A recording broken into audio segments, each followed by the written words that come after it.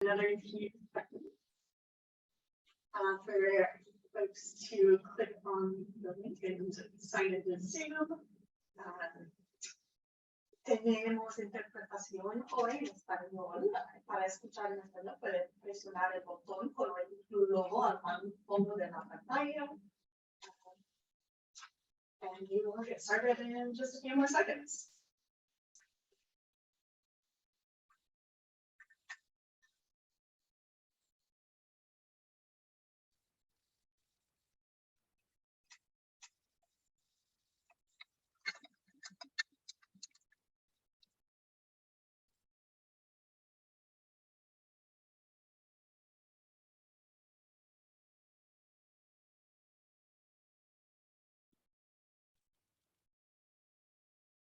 All right. Hopefully my audio is sounding a little bit better right now.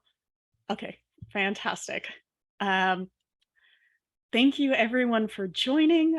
We will go ahead and get started to this webinar on equitable implementation of natural climate solutions. Este webinar también está disponible en español. Para escuchar en español, pueden presionar el botón con el globo al fondo de su pantalla. And many thanks to our incredible interpreter, Natalia. And that's a good segue into housekeeping, because I just want to remind all of our speakers today to take it a little bit slow and have some pauses in between your sentences so that our interpreter can keep up and our Spanish speakers are able to fully enjoy this webinar. We are here today to talk about, of course, equitably implementing natural climate solutions. I'm guessing that if you're in this webinar, you understand the benefits of these types of solutions, from climate mitigation to adaptation and resilience to other societal benefits like public health. Even things like children's education and local economies can benefit from natural climate solutions. But we're here because frequently, these types of investments will be implemented in communities that, let's say, need them the least, that already have benefited from historical investments in their neighborhoods and their communities. So there's a need for us to direct natural climate solutions to the communities that have been excluded and disinvested in the past, communities of color, low-income communities. Even we have data showing that families with children are less likely to have access to nature and therefore to natural climate solutions. So we want to be sure with this webinar that we are inspiring you to take a look at how to bring all these amazing benefits to the communities that need them to most in order to remedy historical inequities and help communities adapt to the climate crisis, while also benefiting the global climate with the mitigation benefits that natural climate solutions bring. So today we are going to hear from a variety of experts and organizations So I will start with Nathan Henry from U.S. Nature for Climate, who will be sharing the Nature for Climate Coalition's Natural Climate Solutions Toolbox. We have representatives from NOAA, Renee Eaton and Lauren Sankier, who will be sharing NOAA's Restoration Atlas. Kristen Neal from Trust for the Public Land and Neil Ramos from Sonoma Land Trust sharing their ParkServe and ParkScore tools. And Chris David with American Forests sharing about tree equity score, which is super cool. So a little bit more housekeeping. The chat is disabled for the audience, but you can add in your questions through the Q&A function. We will be answering questions and having panel discussion at the end. And we will also make a recording available on U.S. Nature for Climate's YouTube page. And I think we'll all help sharing that out for anyone who was not able to be here live today.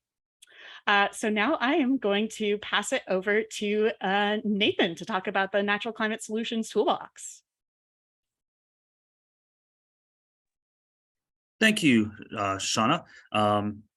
So yes, my name is Nathan Henry, and I am the program director for the U.S. Nature for Climate Coalition.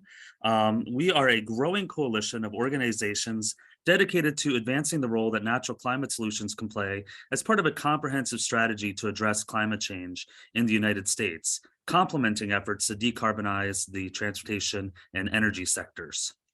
Last February, the U.S. Nature for Climate launched a new resource on our website, the Decision Maker's Guide to Natural Climate Solutions, that is meant to help curate the science around natural climate solutions and make it more accessible to decision makers. One of the components of this resource, the Natural Climate Solutions Toolbox, is a collection of 11 interactive tools that can help local and tribal governments, land trusts, non-governmental organizations, and landowners more effectively and efficiently implement natural climate solutions strategies. We also recognize that it is vitally important to ensure that natural climate solutions are implemented in a just and equitable manner. The focus of today's panel will be to highlight how 3 of these tools, American Forest's Tree Equity Score, Trust for Public Lands ParkServe database, and NOAA's Coastal Restoration Atlas, can help support equitable implementation of these strategies. Our panelists will speak to the development of these tools and how they can both mitigate climate change and advance environmental justice throughout the United States. So with that, I will hand things off to our first speaker, who is Renee Eaton from NOAA.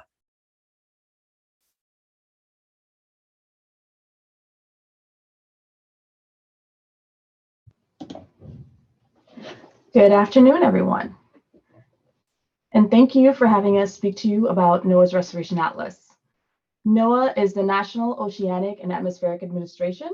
We are a scientific and regulatory federal agency that forecasts the weather, monitors ocean and atmospheric conditions, charts the seas, conducts deep sea exploration, and managing fishing and the protection of marine mammals and endangered species in the US. For your speakers, you'll have myself, Renee Eaton, and I'll be going over the first portion of the presentation, and my colleague Lauren Senkar will be presenting on the second half following the tool demo. We plan to cover who we are and what we do, why and where we restore habitat, and finally touch on one of our restoration programs centered on benefiting our local communities. I'd like to start by playing a short video that speaks to the nature of our work at NOAA Fisheries, some of the ecosystems we restore, and the species we work hard to protect.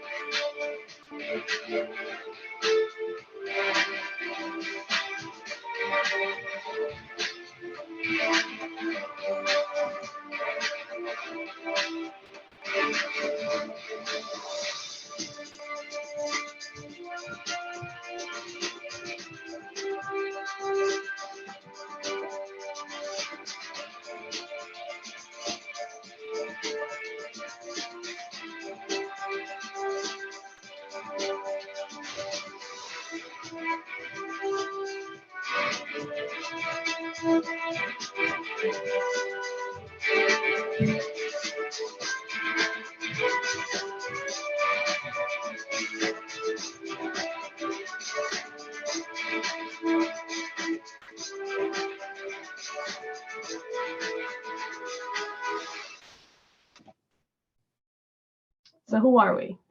We represent the Office of Habitat Conservation. We are a valuable part of NOAA Fisheries. Healthy habitats not only support fish, but clean water and recreational opportunities. For us, conservation means protection and restoration. We protect healthy habitats by prioritizing our work to address the biggest threats. We restore the degraded or injured habitat to ensure that fish have access to high quality areas to live. There are 3 main branches of our office. The NOAA Chesapeake Bay Office, which focuses on improving the health of the bay by using the latest science to ensure its continued commercial and recreational use into the future.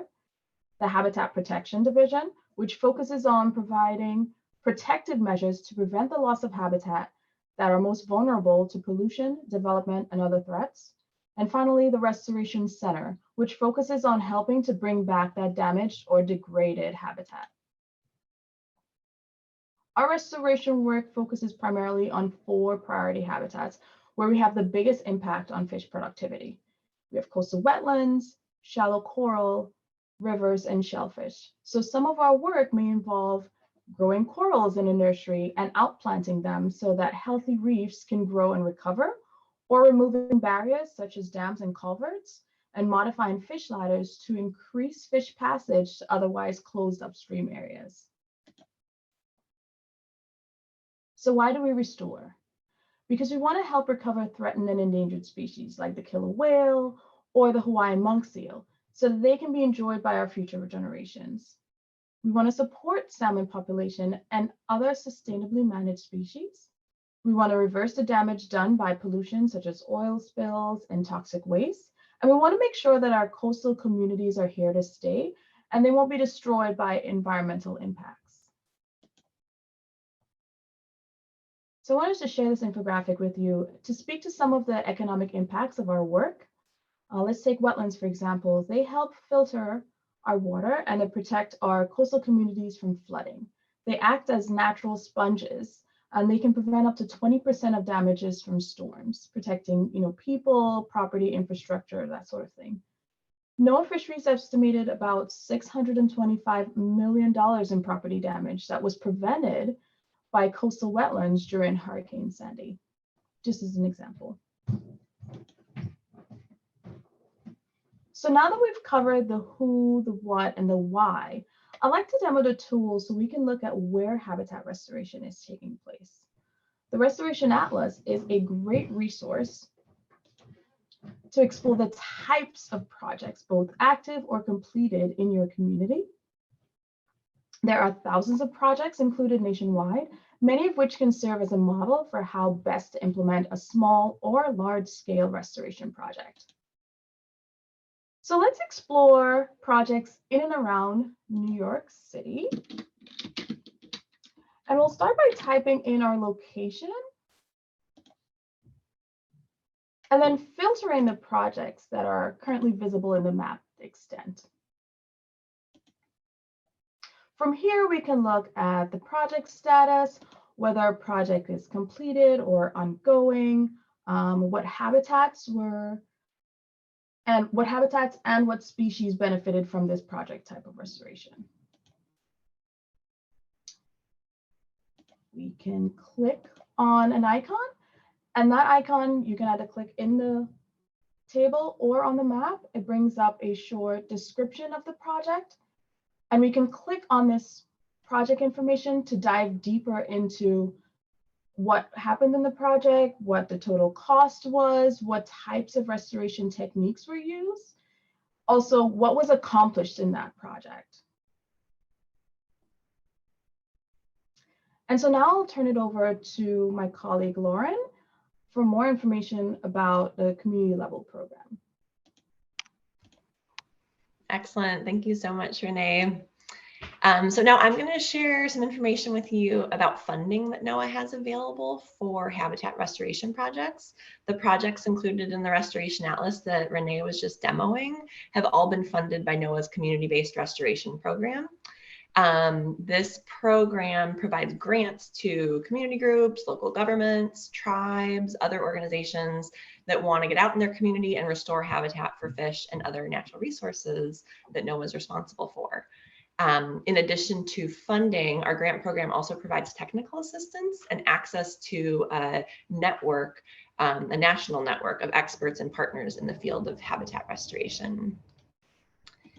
And yeah, as we move on to this next slide, I wanted to highlight that each year our program runs at least one competition for funding, but this year is unique in that we have much more funding than in the past, thanks to the bipartisan infrastructure law that Congress passed last fall. So this year we are offering 4 funding opportunities nationwide, and we expect these to be available again each year for the next 4 years. So this year we had up to $65 million available for fish passage projects. The applications for that funding were due on August 15th this year. We also had up to $12 million available for fish passage work being done by tribal governments. And this funding was also available for building capacity within tribal organizations. Applications for that funding were due on August 29th. We also had up to $85 million available nationwide for habitat restoration and coastal resilience through the transformational habitat restoration grants. And that application just closed on September 6th. And then lastly, the one I'm most excited to talk about is that we have up to $10 million available nationwide for habitat restoration in underserved communities through that last funding opportunity that you see on the slide, the last bullet there. This funding opportunity is still open and accepting applications until October 5th, which is pretty soon. But again, these opportunities should come up each year for the next 4 years. This last one, the Coastal Habitat Restoration and Resilience Grants for Underserved Communities, is focused on building capacity and increasing resilience to climate change through restoration in underserved communities. There's a lot more about each of these funding opportunities on our website and a whole lot more that I could say here, but I just wanted to make sure and provide some information where you can find out more. So here are a couple of websites where you can sign up to be kept informed about future funding, and also places where we have additional resources about the funding opportunities and about the kinds of work that we fund. The grants.gov website, that's the last one on there also, just to note, is has lots of opportunity on all sorts of, or lots of information on all sorts of funding opportunities in addition to NOAA's. And finally, I'm just going to end with a specific example of a project that you'll find on the Restoration Atlas that we see as a great example of the kind of work that we want to be doing more of across the country. So just try to help ground, what the Restoration Atlas demonstrates and what our program funds. So this is a project that we funded back in 2013. I had the pleasure of working on this project for several years and finally seeing it implemented in 2016 and 2017. It's called the Southern Flow Corridor Project, and it's located in Tillamook, Oregon. If you've ever enjoyed delicious Tillamook cheese, this is the town and county where that cheese comes from. It's an agricultural community on the Oregon coast, nestled among several large rivers, and it provides critical habitat for coho salmon, which are listed as threatened under the Endangered Species Act and are a species that NOAA is working very hard to recover. With this project, the community restored 520 acres of tidal marsh to provide important habitat to salmon. And in restoring this habitat, the project also increased the capacity of the area to handle floodwaters. So by removing dikes and levees and setting back some tide gates, the project was able to reduce the level of flooding by over 1.5 feet along a really busy transportation corridor, a highway, while also protecting adjacent farmland and creating all this habitat for fish. So we see this as a great example of the kind of work that we would love to see more of, to build communities' resilience to climate change, to rising sea levels, to increase flooding risks, while also improving habitat for salmon. A few more details about this project. It was implemented and led by Tillamook County. They were our grantee in partnership with many other organizations, including some other federal entities like FEMA, the Federal Emergency Management Agency. This was a big multi-partner project. There were so many more partners, I couldn't list them all on this screen, but I did want to highlight that the total project cost, just for scale, was nearly $10 million. And through our grant program, we contributed from the NOAA Restoration Center about $3 million. In addition to that money, we provided technical assistance, help with things like environmental compliance, outreach, and doing a socioeconomic analysis of the project. And that's all I have for you today. Thank you.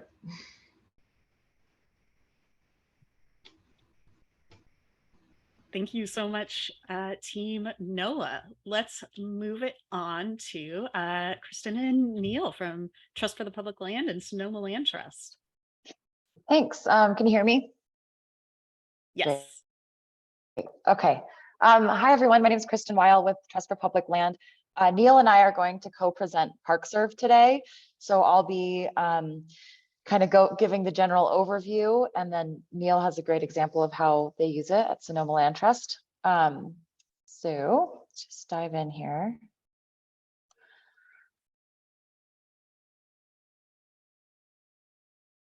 All right, do you see my screen?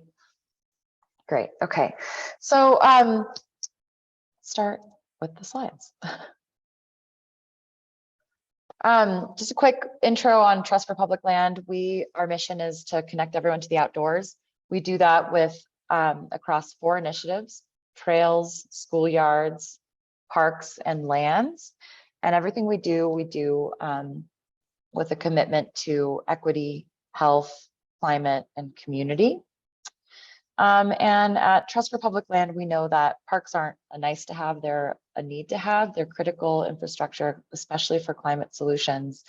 And a nice example is Cook Park in outside of Atlanta, or in Atlanta, Georgia, Vine City, Atlanta.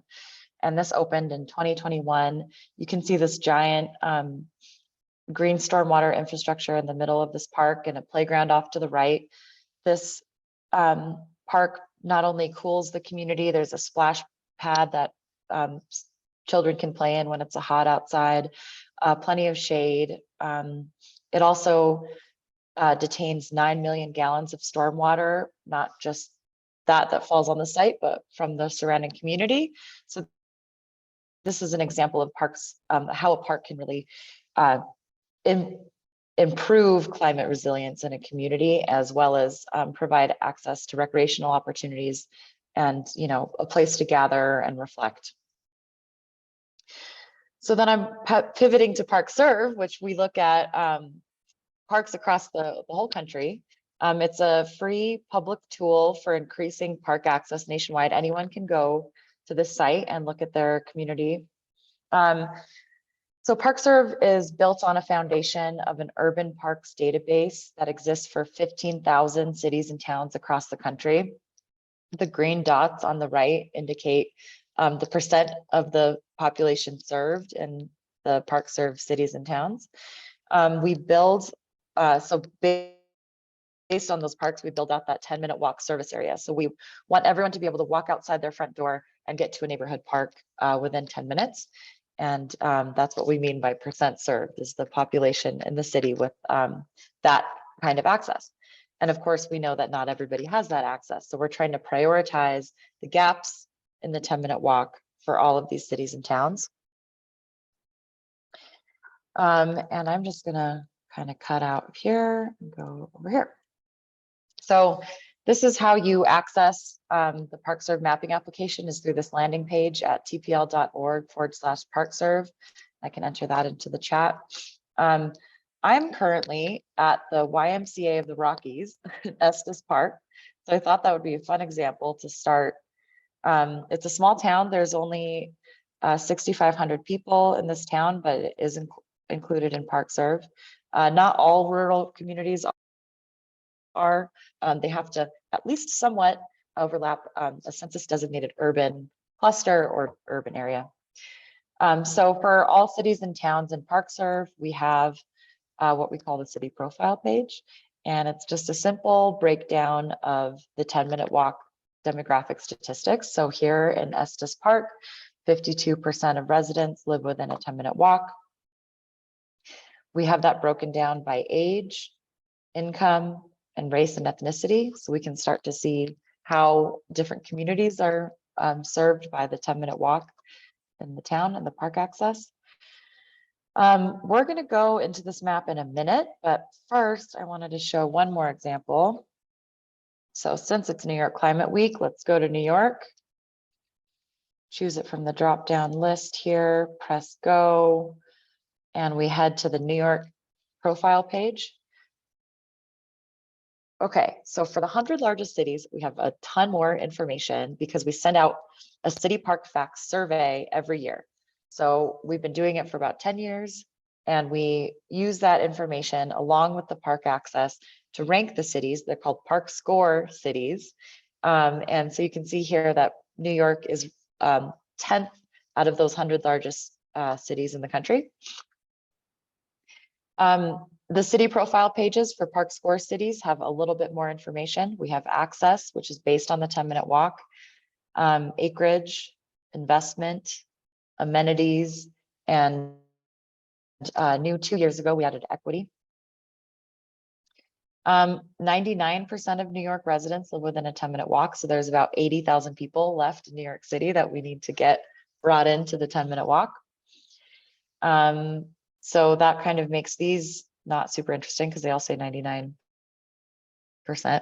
But you can see more information such as the number of amenities per capita and investment per capita. So there's a little bit more information for ParkScore cities. And without further ado, my favorite is getting to the actual map, ParkServe. So I would highly recommend taking this tour on your first visit to ParkServe, but let's skip it for today. Again, New York is 99% served. So in order to look at gaps in the park system, I'm going to hit this button that said zoom to urban area. And now we're looking at the whole MSA, the metropolitan area around New York City. The park priority areas are how we prioritize where to fill gaps first in the park system. So based on limited resources, we can't do it all at once. So where do we need parks first? We prioritize based on demographic information, health, urban heat islands, respiratory burden, et cetera. And so it's kind of a robust analysis looking at where to fill gaps first. I'm zooming into New Jersey, into these communities here, East Orange, Bloomfield. This is where we're starting. We see higher park priority areas. This tool also has a ton more information in it. So I'm going to show some demographics so we can look at the percent of low-income households, percent people of color. We can click on the map to get more information.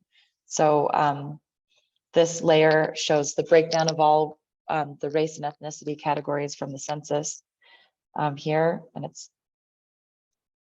clickable. You can also click on parks and get information about their 10-minute walk service areas, breakdown here of the race, ethnicity, and age and income. There's a ton of information in here. I don't want to get too into the weeds.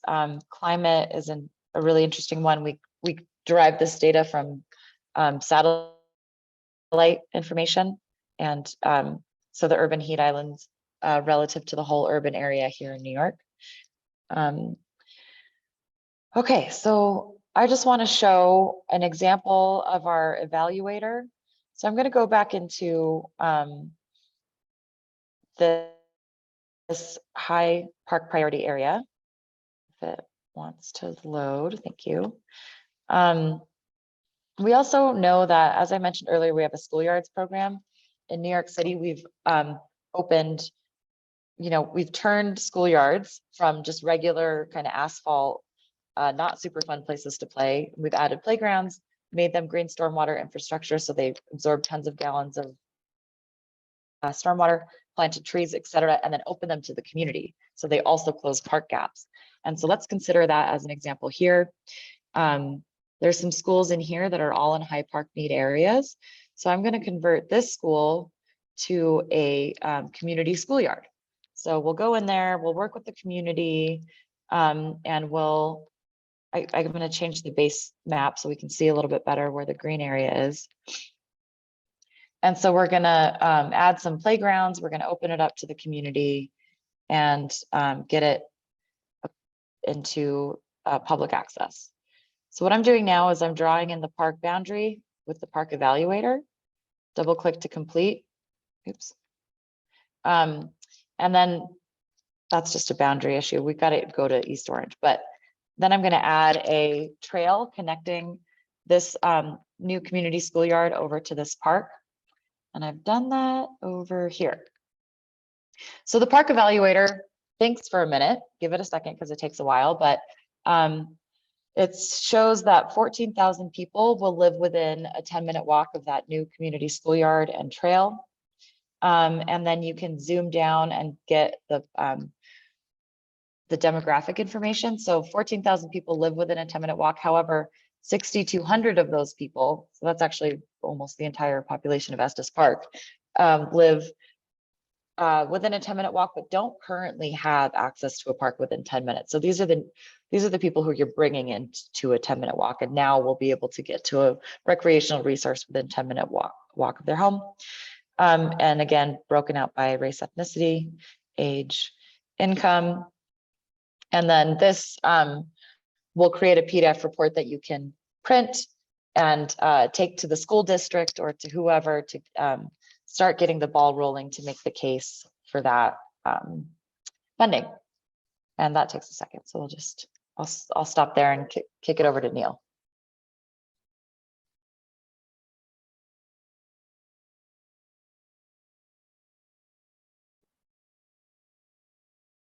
Unmute. Am I unmuted? I'm unmuted. Thank you. Thank you, Kristen. Appreciate that. And I'm going to jump in right here real quick. So before I begin, my name is Neil Ramus. I'm the Director of Community Engagement and Education for the Sonoma Land Trust. The Sonoma Land Trust is a local and regional land trust that has worked to protect about 58,000 acres in Sonoma County over the past 45 years. The county is about 1 hour north of San Francisco, as you see here on the map.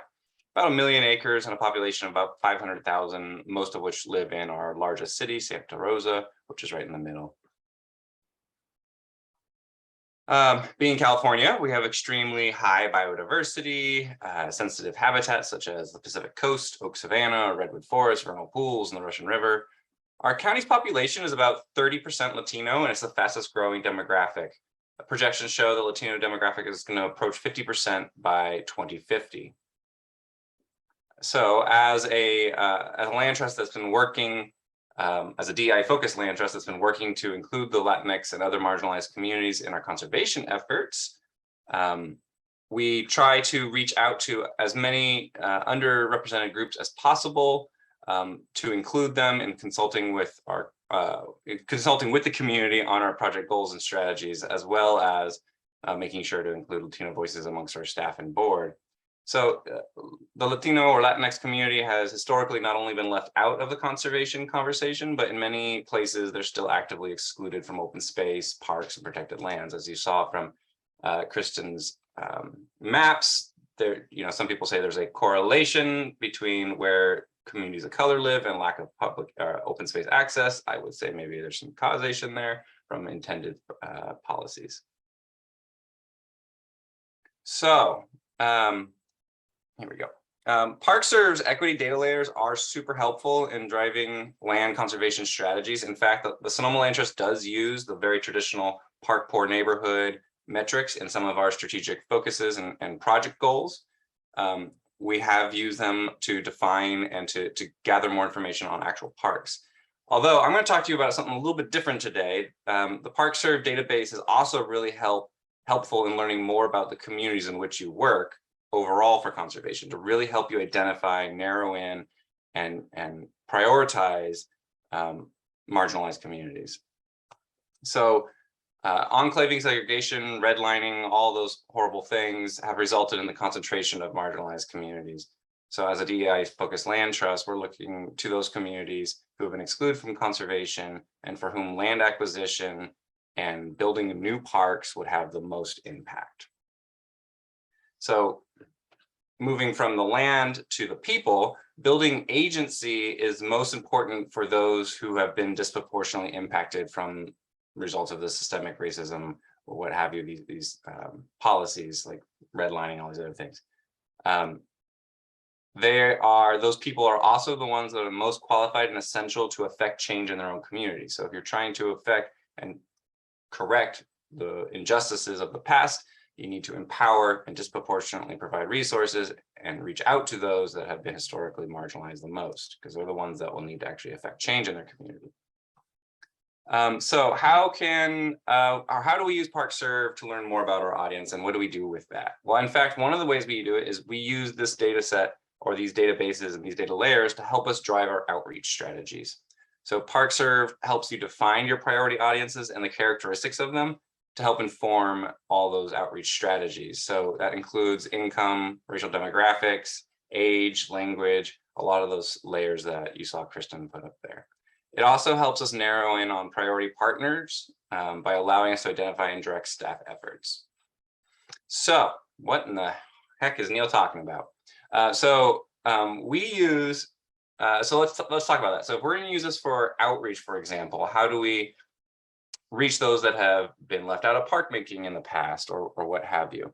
So just as Kristen showed you on the ParkServe tool, you can look at these maps. So this is our city of Santa Rosa that I told you about half of our population lives in the county, almost 250,000 people. So the first layer is people of color, concentrations of people of color. Darker means higher populations. Which one is this one? Linguistic isolation, that was it. So basically who's in our county, it would be who's speaking Spanish and where do they live. The next one is pollution. And you'll see it follows along the highway corridor. It goes right through Santa Rosa. And lastly, urban heat islands. So from just these 4 layers, you all probably have a pretty good sense of who's being most disproportionately impacted by the effects of climate change and lack of public access to open space and parks. So if you look at where the parks are needed or where we should be trying to reach audiences that don't have access, you'll probably notice some trends. I don't know if you can see my cursor. Maybe not. Yes, we can see okay. The southwest area and the northwest area are much higher in all of these things. And so that would help us drive where we want to go to. So another example is, if you're asked to go to multiple outreach events at the same time, how do you prioritize? And, the first one is over here at what's called the Burbank Center, or Cinco de Mayo down here on Sebastopol Street, and a very high concentration of marginalized community. Which one would you choose? Now we can make informed decisions. So secondarily, from outreach, we've also been using ParkServe to enhance our program participation and selection and design. So how we actually design our programs and who we actually bring into our various equity-based programs in order to empower them to make change in their community, including making new parks, protecting open space, habitat restoration. So again, if your goal is to create environmental agency within your communities, then your goal should be to serve those who are most impacted and whose activation would have the largest impact on the community.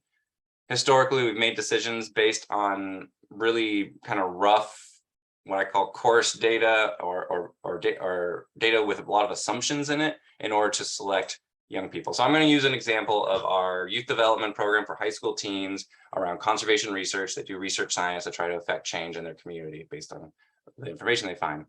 Historically, a lot of youth programs like that would base their selection process on rough, very big concepts. So like zip code. You put your zip code in your application, and if you live in this zip code, then all of a sudden we think that you might be from a marginalized community, so we'll have you join our program. That can work in some places. I assume potentially places like New York. It works very well in San Francisco, where I used to do a lot of work. But once you start getting out into more rural spaces, or like Sonoma County, our largest city, 250,000 people, has like 2 zip codes. It is not helpful. That is not helpful, and it's making a big assumption of who these people are. The second one is like essays. Everyone writes an essay. Write an essay. Tell me why you should be in this program, this equity-based program. But again, that's potentially reinforcing a lot of privileges. Who has parental help? Who goes to better schools? Who reads and writes a lot more? So using this data can really help you drive in to the people you're trying to serve. So let's go through an example. So again, this is Santa Rosa. I'm going to use the example of our youth development program one more time. So as young people, high school students, apply to our program, it's an equity-based program that primarily serves BIPOC communities. We actually take their applications in, we find their address, and we actually find down to the census date block where they live in our county. So for example, this red dot here on the map is our office headquarters for Sonoma Land Trust, but let's pretend that it was a young person that was applying. And then as an alternative, keep an eye, maybe down here in this area called Roseland. Let's say another person was applying there. We would actually go through these maps and these databases and try to figure out, are they disproportionately impacted by climate change? So here's concentration of people of color. Do they live in a primarily BIPOC community? Our office, yes, but not the most concentration as you're down in the Southwest. Again, linguistic isolation, yeah, serves it pretty well. Not as a little bit higher concentration than some of the other areas. Environmental pollution and air quality. It's majorly affected by poor air quality. And then lastly, urban heat islands. Does our office live in an urban heat island versus maybe some of these ones down here in the really dark, multiple screens, down here in the really dark area. So we've gone from write an essay, give me your zip code, and we'll make decisions based on that for who needs to affect change in their community. Now we've gone down all the way to, are they living in a heat island? Are they disproportionately impacted by poor air quality? Are they in a community that's historically a high concentration of people of color? And now we're getting a much more sophisticated idea of who these people are. So that way we can bring them into our programming and we can affect change, whether that be advocating for new parks or advocating for policies that will improve air quality, whatever that may be, whatever the program participants are interested in that time. So that's how we've been using ParkServe, both to drive our conservation strategies, but also to inform our community engagement and education programming. And that's me. Fantastic. Excuse me. Thank you. Thank you. On to our last tool. Let's hear from Chris about the tree equity score. Great. Let's see.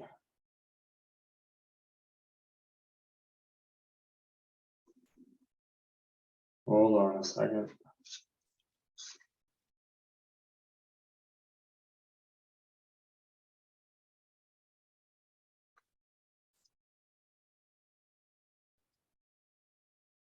Okay, I'm going to have to share 2 different times, so bear with me here for just 1 second.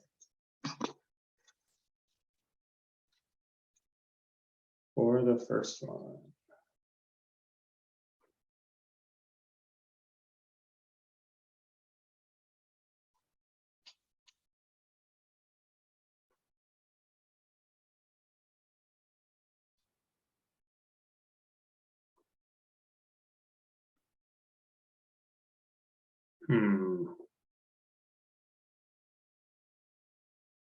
Can folks see the slide?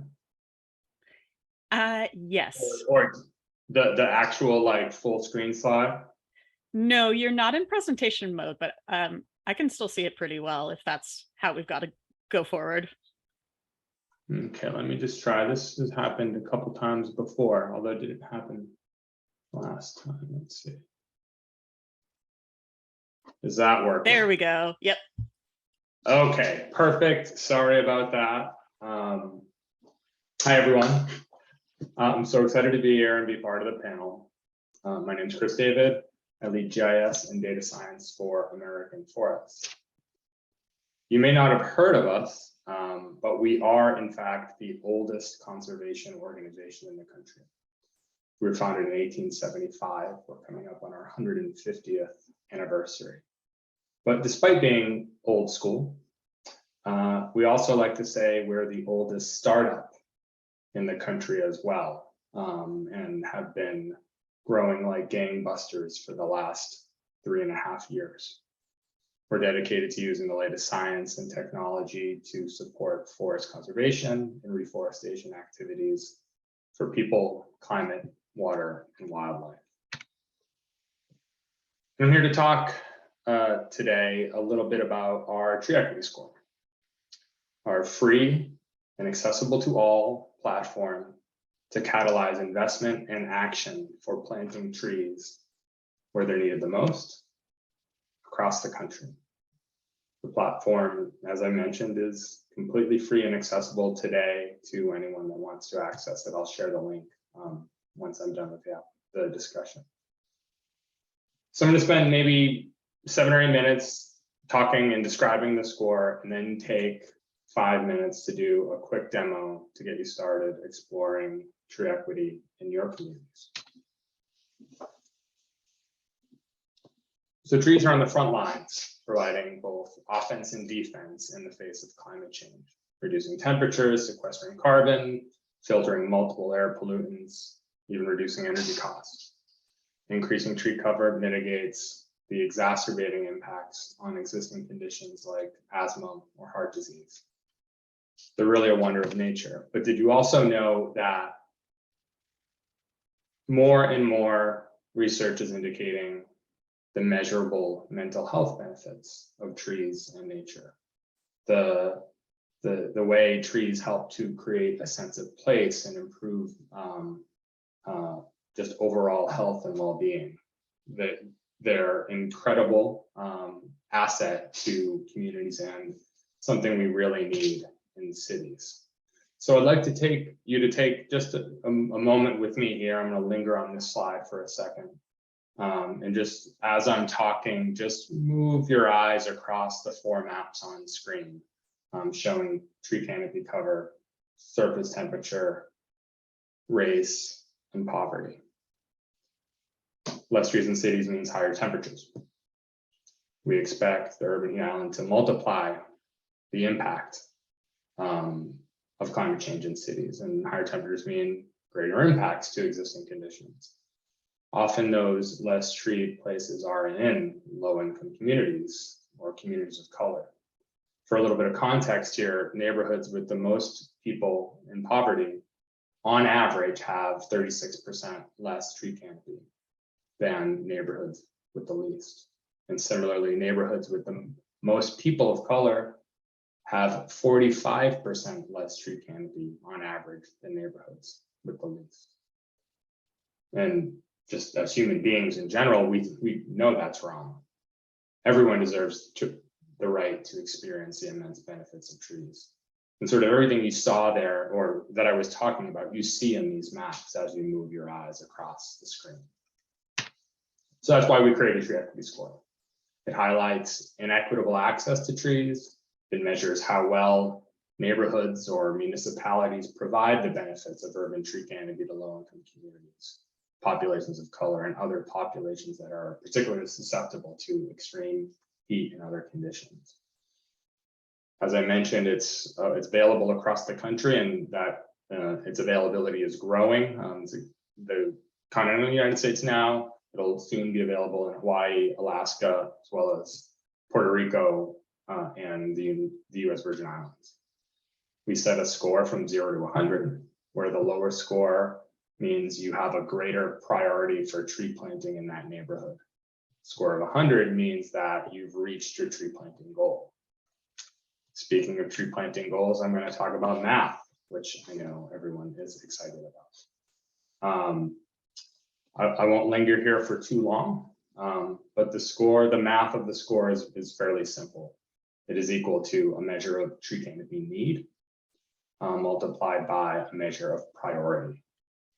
And the way we get to that is by setting a target based on where you are. So if you're in a forested community or a forested city, you're going to start with a goal of 40%. If you're in a grassland community like Omaha or Dallas or Houston, you're going to start with a target of 20%. And if you're in a desert community like Phoenix or Albuquerque, you're going to start with a target of 15%.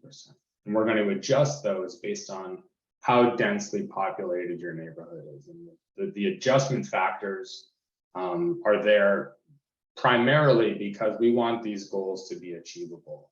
If you're in really, really densely populated Manhattan right now, you'll notice that there's not as many spaces to actually plant trees. So we'll adjust that target down slightly. Similarly, if you're sort of on the outskirts of the city or in a less densely populated city, we'll kick that goal up a little bit more and to be able to reap the greater benefits of more dense tree canopy cover. We subtract that goal by subtract existing tree canopy cover from that goal. So we have a measure using machine learning from a company called Earth Define to estimate the tree canopy cover by neighborhood across the country. So we do that simple subtraction.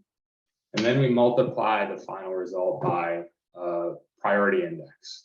We have 6 equally weighted measures: income, employment, race, age, a composite measure of health that we incorporate asthma, heart disease, mental and physical health, and using a similar process to what Kristen and Neil were talking about for the urban heat island. We have a measure of average surface temperature for each neighborhood.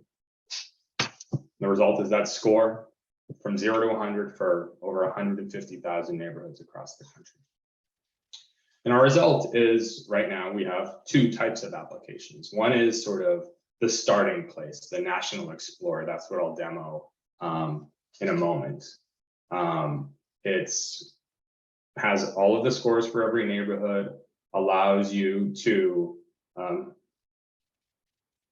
make adjustments at the city, congressional district, or state level to see what the impact of a changing your tree canopy, of massive scale tree canopy cover in your region might look like, and the benefits associated with it.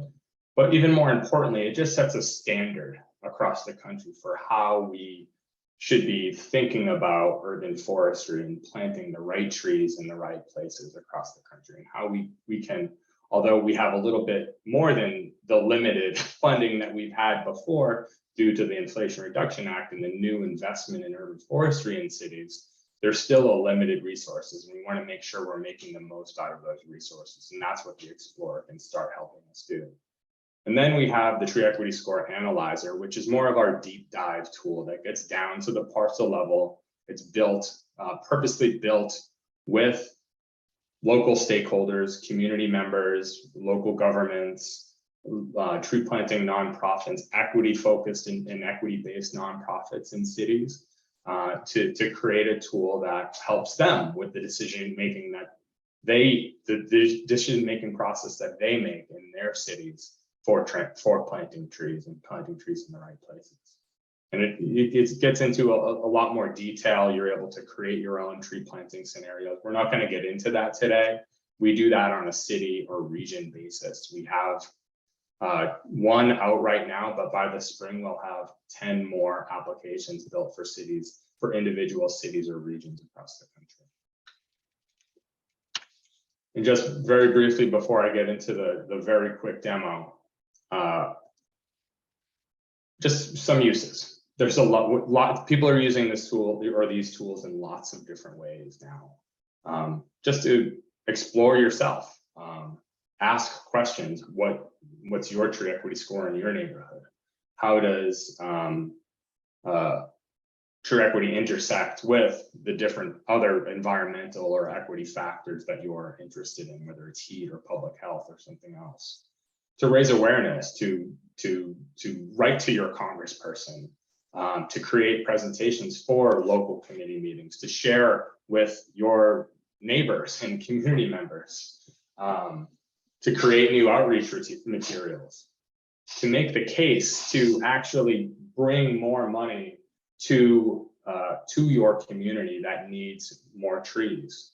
That's one of I think the best ways that people have used it so far. Tree Equity Score is so simple to use and so simple to show that people are using printouts or printing out our reports to make the case, say, hey, we need more investment in trees in our neighborhood, to create local plans, identifying your priority areas and developing strategies to support those. So that's just a light touch on all of the different ways that people are using the tool, but we're really excited about the creative ways that people are starting to use it. So I'm going to stop sharing that right now and move over to the application.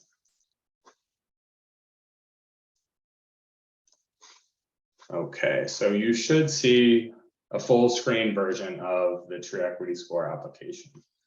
You can access this, as I've mentioned before, at any time.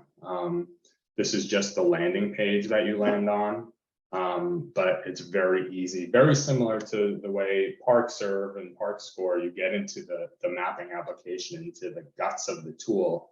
You can do the same thing here. So I'm going to zoom to a few different places in the course of these, I think, 4 minutes that I have right now, but I'm going to start in New York.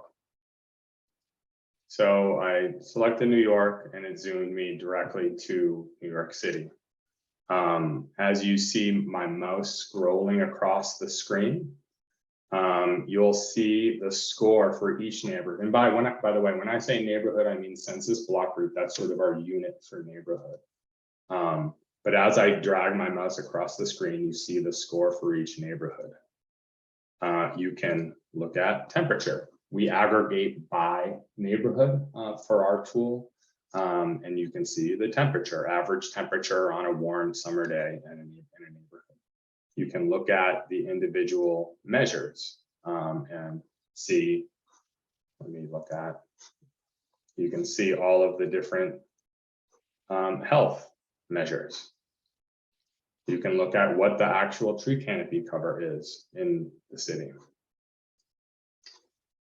What the gap is, what how far you are away from your goal. I'm going to zoom us to Baltimore now for the next phase of the demo. So the other thing you can do within the map is just select a block group or neighborhood, and then it'll bring up the information for that neighborhood directly on screen. I'll tell you the score.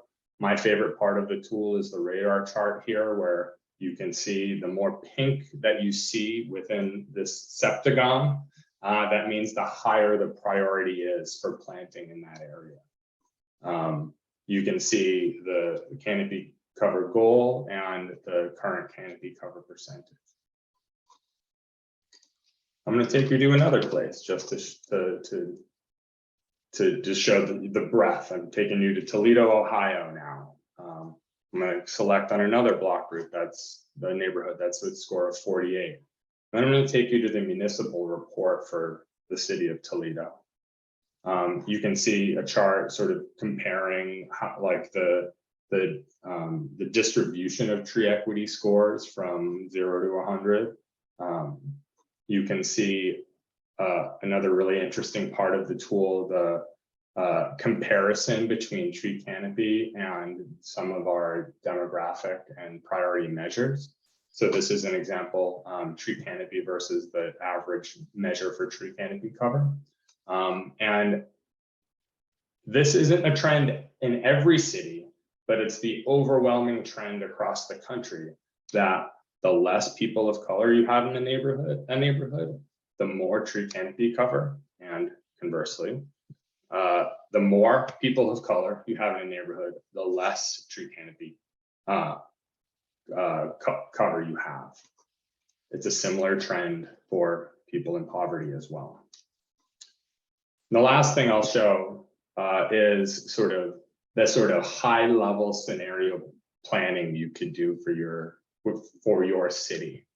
So let's say we'll just keep it here at a score of 75. This is a slider bar that can go back and forth to set a target for your city.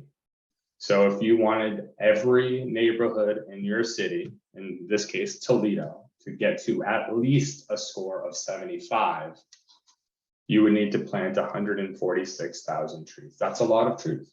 There's no getting around that. It's a big investment, but it's a necessary investment. If you wanted to break that up and say, maybe by 2024, we want to get to every neighborhood to have a score of 60, you'd have to plant in 27 of the 301 neighborhoods across Toledo. You'd have to plant almost 30,000 trees, still a lot, but more manageable. And these are the benefits that you would get. You'd increase tree canopy cover by almost 1%. You'll have over 400 tons of additional annual sequestered carbon. You'll, like I mentioned before, filter out lots of additional air pollutants from sulfur dioxide to the different particulate matter. You'll filter lots of water from runoff and large rain events. And then that all adds up to ecosystem service value annually of over $230,000. Tree planting is also a job creator, and we show that a little bit here. These aren't 217 full-time jobs year over year, but they are 217 jobs, good paying jobs that might be part-time, might be seasonal, might be full-time, but it helps to create new jobs in your community. So it just, that's Tree Equity Score. I'm gonna stop sharing. We're really excited about the work and how it can really catalyze investment across the country. Thank you. Thanks, everyone. I think we are now moving on to the question and answer portion for the remaining time. So thanks to those of you who have posted questions in the chat. I'm going to start off just to, make this nature climate connection really clear and ask each of you if your organizations have tools to show the climate mitigation benefits or, the carbon sequestration benefits of these sorts of nature conservation and restoration tools.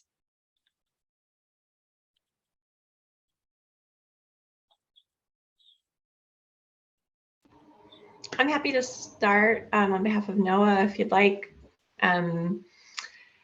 NOAA has a breadth and depth of resources related to climate change that are available to the public. Renee talked a little bit about the different parts of NOAA, and we work within NOAA fisheries, but there's also the NOAA Weather Service and the National Ocean Service, and each of those main branches of NOAA is doing tremendous work around understanding climate change and increasing community resilience and adaptation to climate change. So for me, that feels like a really big question in terms of what our agency has to offer, but something I can pop into the chat is the climate.gov website, which has so many resources, maps and data for your specific communities that you can get more familiar with. Resources about teaching about climate change within your communities and schools, as well as a resilience toolkit that really walks communities, individuals, and groups through how to think about resilience to climate change in their communities. Habitat restoration, the work that Renee and I do, is not the answer in every circumstance in every community, and so really looking at the specific challenges that your community is facing or is expected to face in the face of climate change, and then identifying what actions are going to be most meaningful and increase resilience most significantly. I think that's really the main question. And then in a specific site where habitat restoration can play an important role, there are many resources that demonstrate the ways in which projects like the Southern Flow Corridor and others reduce flooding as floods become more extreme, provide areas for sea levels to rise rather than coming into communities, those sorts of things. So I'll pop that climate.gov website into the chat and encourage people to check it out to learn a lot more about what NOAA is doing and what resources are out there. I can follow that. ParkServe currently at this time doesn't have any kind of impact built into the evaluation of potential park projects, such as number of land surface degrees Fahrenheit lowered or stormwater mitigation gallons. Of course, that's something that we would love to figure out, but it's very complicated. But we do, ParkScore, based on that City Park Facts survey, we asked more in-depth questions last year than we had in previous years about climate change. And we learned some interesting things like that 85% of cities are adapting parks and recreation facilities to address climate change. So that's 85 out of 100 of the largest cities are using parks as to mitigate climate change. 67% of those cities are using parks specifically to counter urban heat. 67% are improving surfaces to reduce flooding, and 20%, so a lower percentage there, are managing parks and woodlands to sequester carbon. And that report is available. I dropped the link in the chat, so it just is a really good where we are now and where we need to go, and some best practices for parks as climate change mitigation.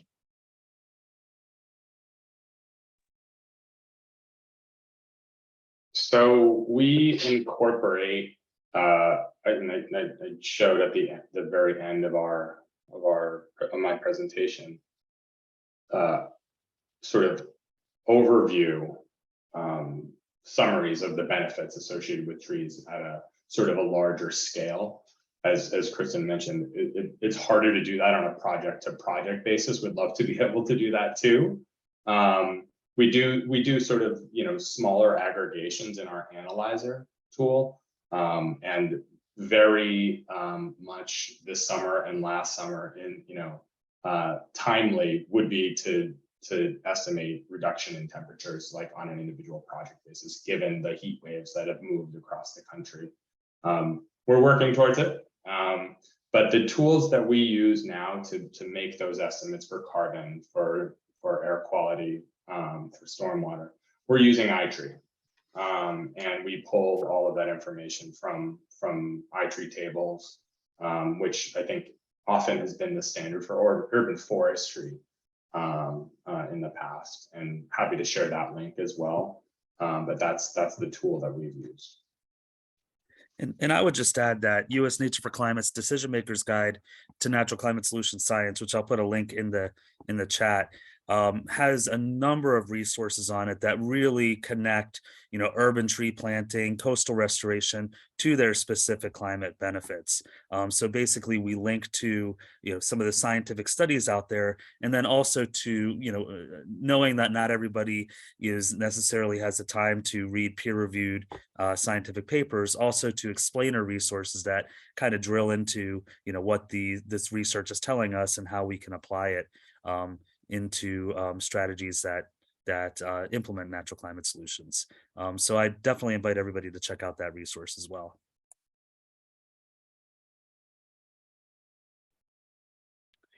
Moving on, we have a question for Neil, but I think others can chime in on this as well.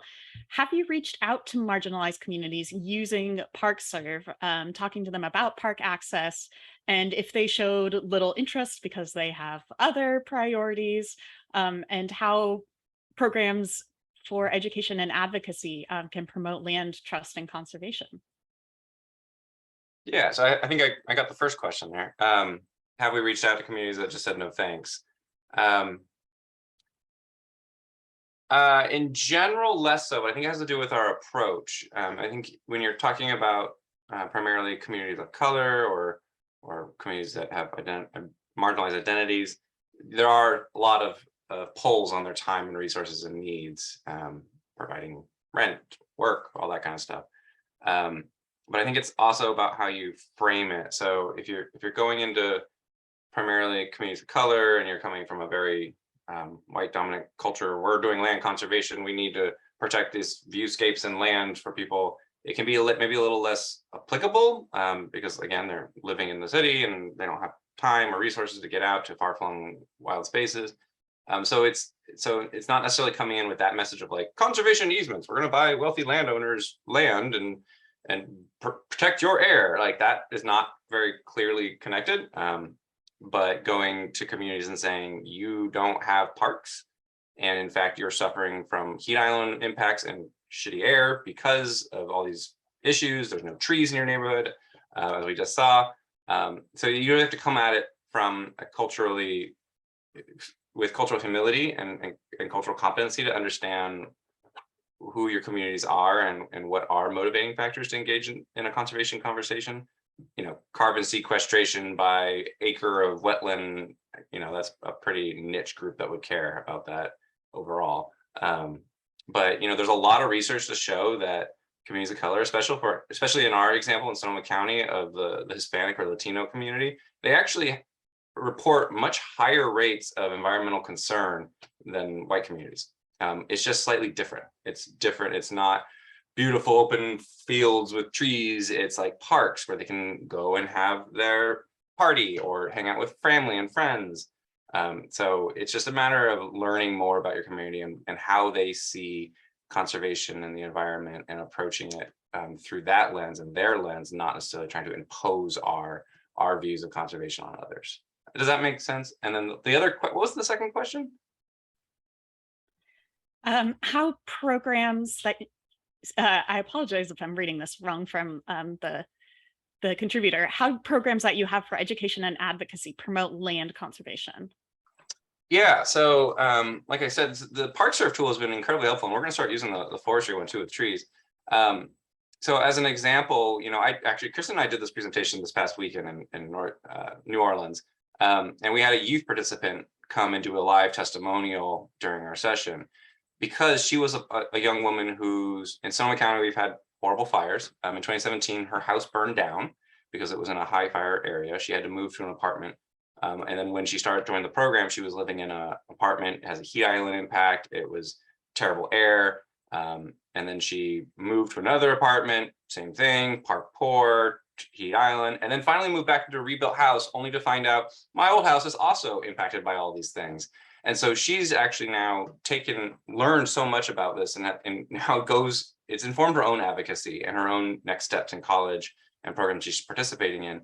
She sees it as her mission to share that, look, climate is impacting us more than others, and we're the ones that need to change it because this is our community. And this data helps, and these programs, by using data, help create that agency, the knowledge and ability to affect change for their community.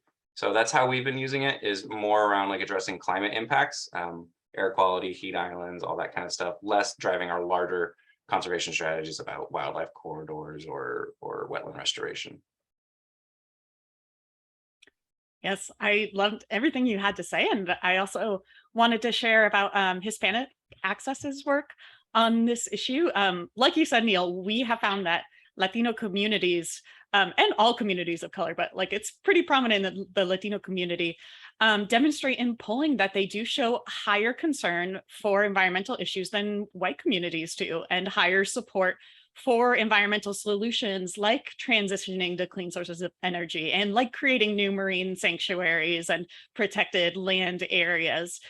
So the desire is there. What often isn't is that easy access, because folks don't have the income or the time or the childcare necessary to recreate in the way that we might traditionally think of recreation, like a white guy out on a mountain with his dog and his camelback.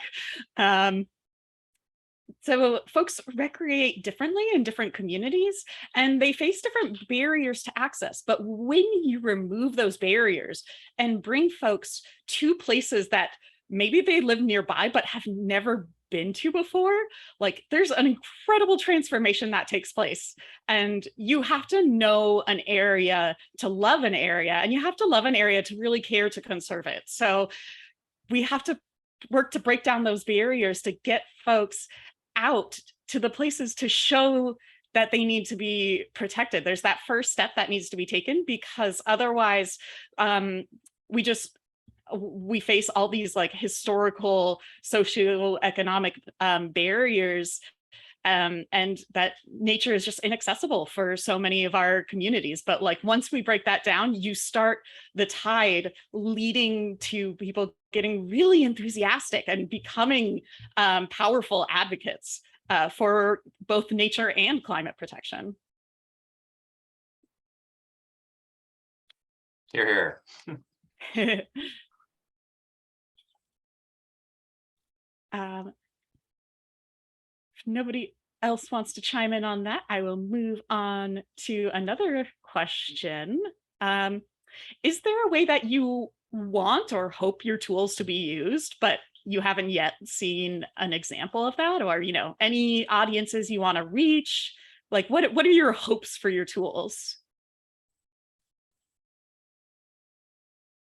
Kristen, do you want to share about Puerto Rico? Oh yeah, that was fantastic. That was great. Yeah, Chris, you mentioned that your tool is for Puerto Rico and Virgin Islands, and mine is not. And during the session at the LTA rally last week, a woman from Puerto Rico was like, it's not very often that we have map. We're not on the map a lot of the time when it's the lower 48 or when it's the US, and so we'll be expanding ParkServe to include Puerto Rico.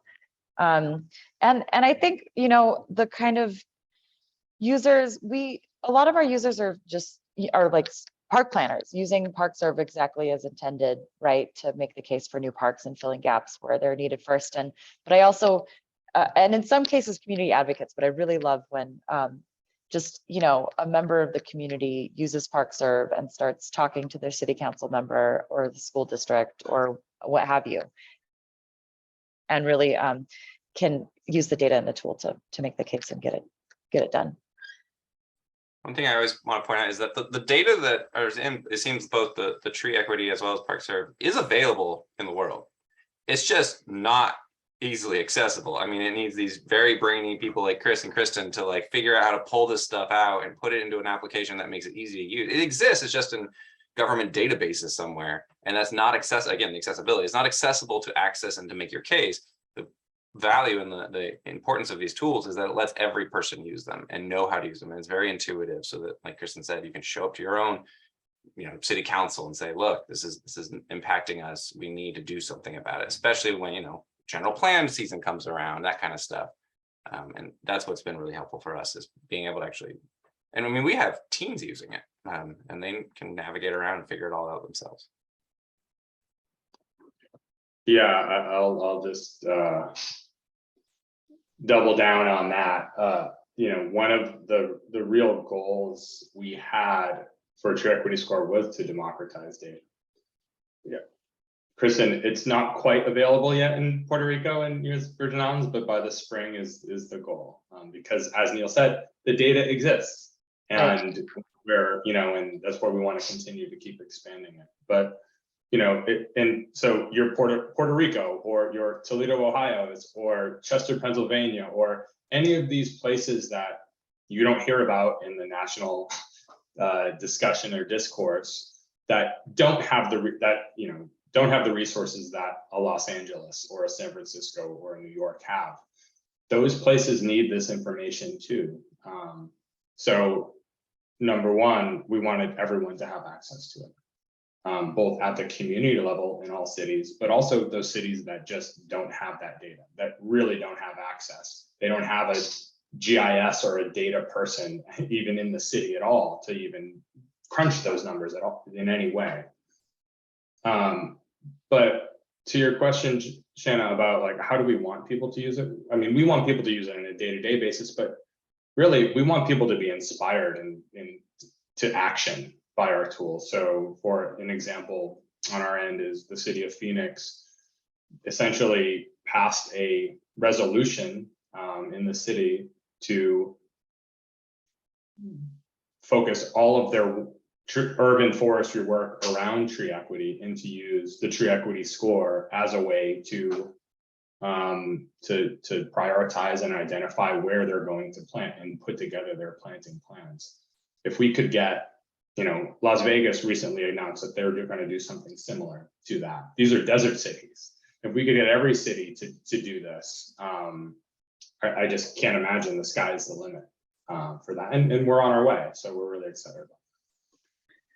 I think these tools are really exciting because, the science is there. We know these strategies like tree planting and coastal restoration have clear climate benefits. And increasingly, there's more and more funding being made available for these activities to help implement them on the ground. And I think what these tools really help do is just ensure that these projects are being implemented in a way that is equitable and is also effective and efficient. So it really provides those on the ground actually doing the work, the tools and information they need to make sure that work is being done in a way that provides maximum benefits for communities. So I see these tools as just a really important part of kind of the planning and the strategy around implementation of these natural climate solution strategies. And, if I can speak just for a moment about the resources that NOAA shares, NOAA is an agency of the federal government, and the federal government is supposed to serve all of the people in our country. But we know that some communities have not been as well served as others over time. And so our hope really is that with tools like the Restoration Atlas, that it shares the information so that people can see where these projects are and are not happening, And hopefully we can start creating more partnerships with communities that haven't had as much access to these resources in the past. And then you see things like this funding opportunity that's open right now, focused on underserved communities, as another tool of a sort that we're trying to use to focus that investment and reach more people. So that's some of what we're hoping the Restoration Atlas will help do. Awesome. Back to another question from the chat. I'm going to direct this one to Noah. Is there any carbon project developed? And I'm guessing we're talking about blue carbon projects. Yes. So the work that the Restoration Center funds and some of the projects that you will see in the Restoration Atlas, some of them do include blue carbon benefits. Actually, the Southern Flow Corridor project that I highlighted at the end of our little presentation, that project specifically did a study to look at blue carbon storage and sequestration, and found that the project was storing 27,000 tons of blue carbon within those wetlands over the lifetime of the project. So there are blue carbon projects happening through these habitat restoration efforts. And NOAA has some great resources on blue carbon research and science and benefits, and the role that habitat restoration plays in blue carbon. To my knowledge, though, we don't have any funding that is specifically focused on blue carbon. So it's just an additional benefit of habitat restoration that we're excited to see happening.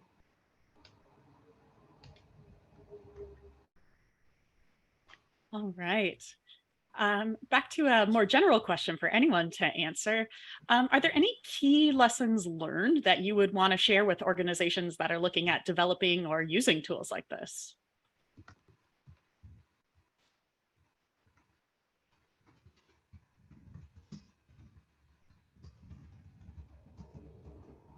I don't want to steal your thunder, Kristen, but I can share a lessons learned I learned from ParkServe, which is the Kristen shared the top 100 cities have a lot more data, but the smaller cities, it's really dependent on the communities that live there to help report on the ground information. So, for example, I live in a town of 8,000 people.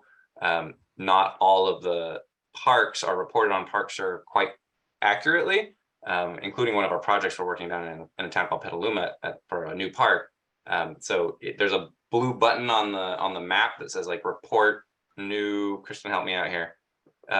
It's are we missing park data in your community? And then click that blue button and go to our custom park reviewer app, and you can just draw on those parks, and we'll have them in within a month. So we have kind of crowdsourcing of that update process.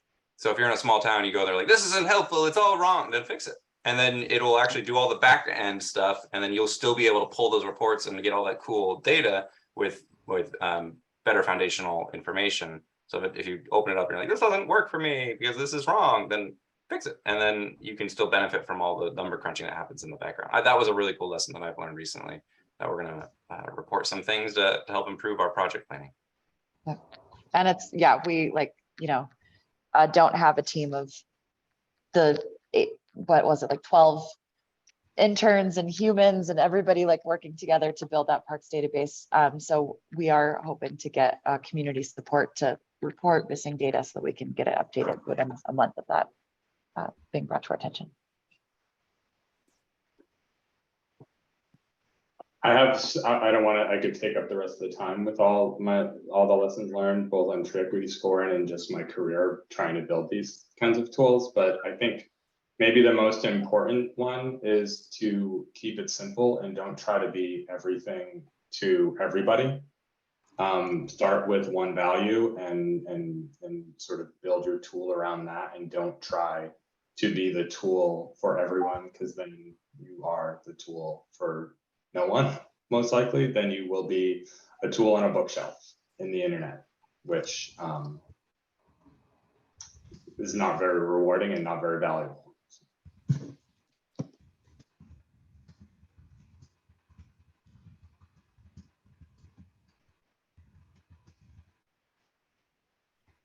It's definitely a good one to keep in mind. In the last 5 minutes, I wanted to ask everyone just to share your final thoughts, takeaways, any additional like resources you want to share, or just what do you want to leave our audience with today? I'll start with you, Chris, since you're the first square on my screen. Did you say Chris? Yes. Okay, good. No, did you say Chris or Kristen? Well, I think I alluded to it in just my last note is, and I think this, to me, it also applies to the ParkServe as well. And it just starts with a value. It's not trying, our tools aren't trying to be prescriptive. They start with a value. And in our case, it's that everyone deserves the right to the benefits of trees. Doesn't mean we're going to come into your neighborhood and plant trees, but it's a resource for you to use for that investment if you so choose. And we're a national nonprofit. We can't be everywhere at once. That's why we wanted to keep it simple, provide that value and present it in a way that everybody can use and democratizes that information for anyone. And we're excited about the way it's being picked up across the country and the partners that we're able to generate. But we can provide resources and we can do our own tree plantings and do things, but this is a movement that if we are going to succeed, everyone has to be a part of it. And that's what we're trying to do, bring as many people into the movement as possible. And go visit Tree Equity Score, check it out, join the movement. Thank you. Love it. On to Renee.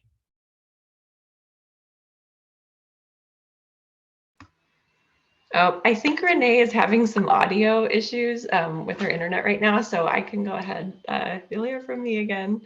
I'm very excited about the opportunities that this infrastructure investment provides. We're going to see 5 years of really intensive investment in habitat restoration and in contributing to climate change resilience in communities. So very excited to just see more groups and more diverse communities applying to our funding and seeing this work get on the ground.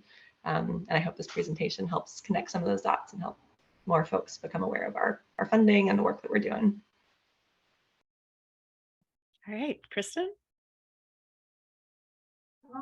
Thanks. Yeah, I'd like to reiterate what Chris said. It's, I think in my demo, I zoomed into a school and I drew in a park and then, ran that, but definitely never just like drop in and add a park, right? So always work with the community and bring in any more contextual data as necessary. So, at the same session that Neil and I presented at, somebody brought up that we're missing redlining data, and that could be a very important piece of the story to bring in about park equity.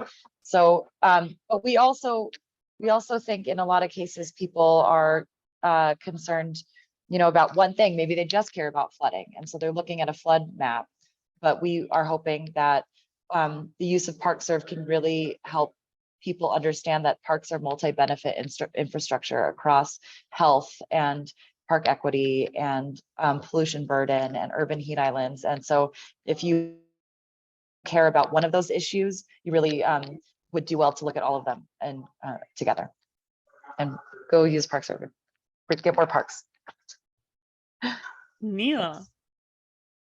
Yeah, I'll reiterate a little bit of what Kristen said. So, dropping in, using these tools and saying, this is going to be a park now, and dropping in and forcing it upon everyone is probably not the best strategy. But these tools have so much other nuanced information that it allows you to really learn about the community and then helps you actually engage with the community to decide, is this the right place? Is this the right thing? Is this what's going to meet the need? So, it's useful for its intended purpose of this needs to be a park, but also is useful in building that more holistic understanding to make sure that you're building a park that the community wants and the type of park the community wants that can help offset some of these climate impacts and can meet the needs of the community. So that's what I would reiterate. Nathan, you want to close us out? Yeah, I just wanted to kind of preview some additional work USM4C is going to be doing in the future. So, we have our decision makers guide, which kind of goes into the science. We have this toolbox, which kind of shows, and helps guide implementation of these projects.